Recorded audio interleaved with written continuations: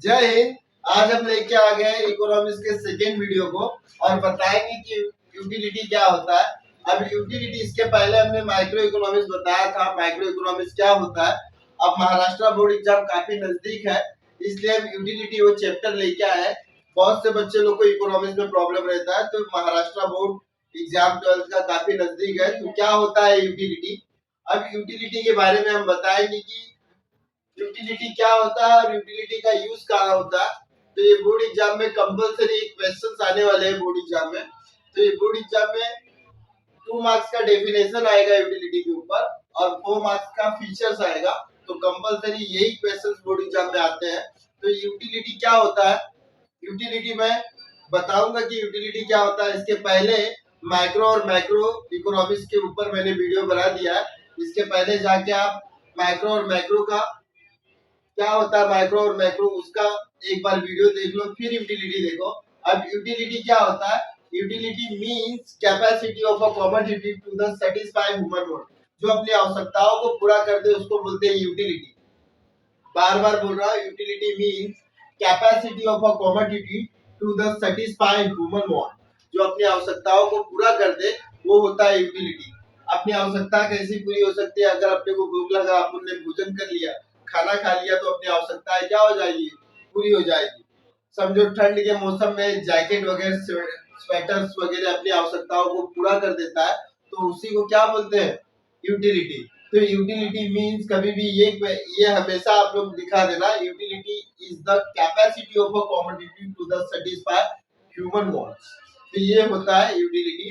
फिर इसके बाद में अब फीचर्स ऑफ यूटिलिटी। अब देखो, यूटिलिटी बहुत टाइप्स के होते हैं, तो इसलिए ये क्वेश्चन बहुत इंपॉर्टेंट है। यूटिलिटी सबसे पहले महाराष्ट्र बोर्ड का, अगर ऐसा किसी के पास इकोनॉमिक्स का बुक्स है तो निकाल लो, पेज नंबर 8 पे, पेज नंबर 8 पे दिया है यहाँ पे। सबसे पहले रिलेटिव कंसेप्ट, इसके अंदर का मटेरियल भी मैं बताऊंगा कैसे लिखना है। तो इसमें सबसे पहले फर्स्ट पॉइंट मैंने यहाँ पे लिख दिया है, फर्स्ट पॉइंट यहाँ पे लिख दिया, रिलेटिव कंसेप्ट। फिर इसके बाद सब्जेक्टिव कंसेप्ट होता है, सब्जेक्टिव कंसेप्ट।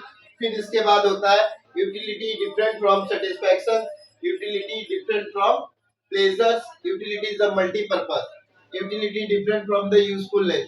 तो ये सब पॉइंट आप 5 पॉइंट कर लो, 5 या 6 पॉइंट, बस इतना ही पॉइंट आप लोग को 4 मार्क्स के लिए बोर्ड एग्जाम में लिखना है। तो अब मैं एक एक करके बताऊंगा कि होता क्या है यूटिलिटी।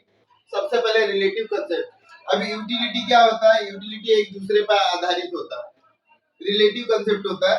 तो देखो, utility is related to time and place. जैसे अभी गर्मी का सीजन स्टार्ट होगा तो क्या प्रोडक्शन होने लगेगा, ठंडी चीजों का, आइसक्रीम वगैरह, हाँ, तो ये सारी चीजों का क्या होगा, प्रोडक्शन होने लगेगा। तो रिलेटिव कंसेप्ट होता है, जैसे ठंड का मौसम बढ़ेगा तो स्वेटर, जैकेट, इस सब का प्रोडक्शन कंपनियां करने लगेगी, तो उसी को बोलते हैं utility is a relative concept. तो आइए देखें इसमें क्या लिखा है, यूटिलिटी इज रिलेटेड टू, ऐसा बुक्स रहेगा तो आप लोग देख सकते हो पेज नंबर 8 पे कि utility is related to time and place. Utility किससे रिलेटेड है, टाइम एंड प्लेस से। It is the various from the time and place to place utility. देखो इसमें बोला भी है, एग्जांपल्स भी दिया है कि utility, the Yulin cloth have the greater utility in the winter. गर्म कपड़े की जरूरत कहाँ पड़ती है ज्यादा, विंटर में, सर्दियों के मौसम में। तो ज्यादा ग्रेट यूटिलिटी कहाँ पे आएगी, विंटर के सीजन में। तो पहला कंसेप्ट आप लोग को ये इतना ही लिखना है बोर्ड एग्जाम में कि utility is a relative concept. अब दूसरा, utility is a subjective concept. Subjective concept में आप लोग को क्या करना है, देखो यूटिलिटी कभी भी अलग अलग होता है, सबकी सेटिस्फैक्शन क्या होता है, अलग अलग होता है। किसी को आम पसंद है, किसी को सेब पसंद है, किसी को केला पसंद है। तो सब्जेक्टिव कंसेप्ट क्या अलग अलग होता है। तो इसमें देखो लिखा भी है कि सब्जेक्टिव कंसेप्ट में मैं बता रहा हूँ कि क्या पॉइंट लिखा है। देखो सब्जेक्टिव कंसेप्ट में आप लोग को बुक्स, टेक्स्ट बुक में देखना है कि utility is a psychological concept, utility different from person to person. ये क्या होता है, यूटिलिटी हर एक का क्या अलग अलग होता है, इसीलिए बोला गया है कि यूटिलिटी सब्जेक्टिव कंसेप्ट। तो ये वाला पॉइंट आप लोग लिख देना। फिर इसके बाद डायरेक्ट आ जाओ, utility is a different. Utility क्या है, अलग अलग होता है। यूटिलिटी क्या होता है, अलग अलग, किसी को सपोज करो किसी को दाल चावल खाने से यूटिलिटी कंप्लीट होती है, किसी को रोटी वगैरह खाने से। तो यूटिलिटी सबकी जो सबका पसंद है अलग अलग होता है, यूजफुलनेस होता है। तो यूटिलिटी इज डिफरेंट होता है, सब लोग को एक जैसा चीज पसंद नहीं आता है, इसलिए बोला गया यूटिलिटी डिफरेंट फ्रॉम यूजफुलनेस। तो देखो पॉइंट में भी वही दिया रहेगा कि utility is the capacity of a commodity to the satisfy human want, जो अपनी आवश्यकताओं को पूरा करते हैं उसको ही यूटिलिटी बोलते हैं। तो ये इसमें आप लोग लिख सकते हो। फिर इसके बाद utility is a multipurpose. Utility क्या है? मल्टीपर्पज है।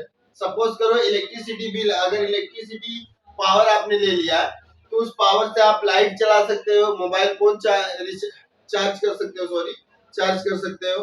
फिर इसके बाद आप बल्ब्स वगैरह जला सकते हो, लैपटॉप चला सकते हो, बहुत से चीज एक ही चीजों से, एक इलेक्ट्रिक पावर से बहुत से चीज कर सकते हो।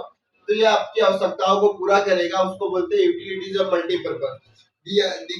लिखा भी है a commodity is a can satisfy human want more than 1%, it can also put several use.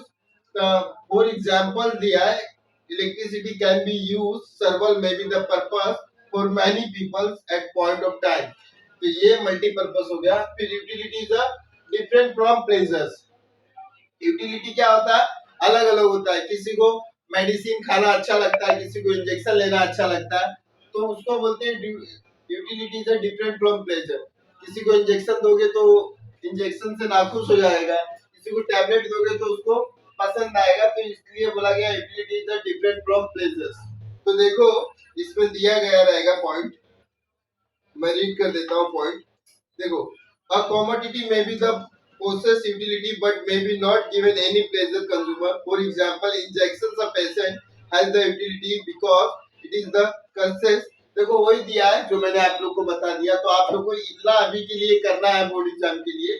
आने वाले यूटिलिटी के पार्ट 2 में मैं बताऊंगा कौन से क्वेश्चंस करना है। तो इसके आगे हम टाइप्स ऑफ यूटिलिटी देखेंगे, ये भी इंपॉर्टेंट है बोर्ड एग्जाम में। टाइप्स ऑफ यूटिलिटी, ये भी क्वेश्चंस आएंगे बोर्ड एग्जाम में। तो ये क्वेश्चंस को मैं अगले वीडियो में बताऊंगा।